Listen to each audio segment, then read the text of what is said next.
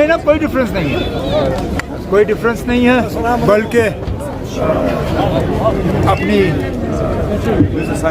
अपनी India block के साथ किए हुए वादों पे कायम रहने के लिए नेशनल कॉन्फ्रेंस की वहाँ जमात ही गायब हो गई, क्योंकि हमने साफ तौर पे अपने करगिल के साथियों को कहा कि हमें अगर किसी की हिमायत करनी होगी, किसी को जितवाना होगा, तो कांग्रेस के जो उम्मीदवार हैं नंदयाल, उनको जितवाना होगा। बदकिस्मती से करगिल के मेरे साथियों को ये बात कबूल नहीं रही, उन्होंने इस बात को कबूल नहीं किया और एन मैस उन्होंने तंजीम को छोड़ने का फ़ैसला किया, जो कि हमारे लिए एक बहुत ही अफसोसनाक बात है।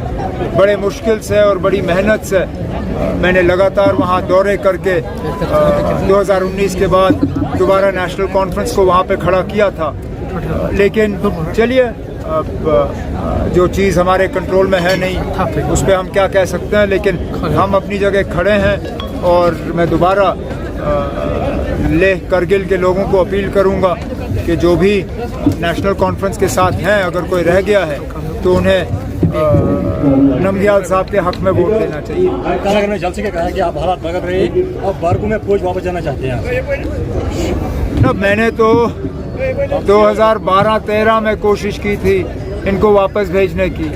उस वक्त जिस पार्टी से बुखारी साहब ताल्लुक़ रखते थे, साजिश उन्होंने की।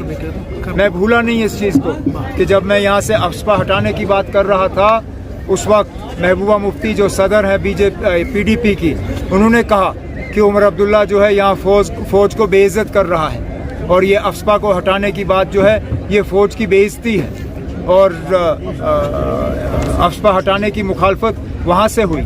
आज वो फ़ौज को बैरक्स में वापस भेजने की बात कर रहे हैं। चलिए अच्छा है, देर आए दुरुस्त है, कम से कम आज वो मेरी इस चीज़ को तस्लीम कर रहे हैं जो 10 साल पहले 12 साल पहले मैं बात कर चुका हूँ। कब हालात ठीक हुए थे?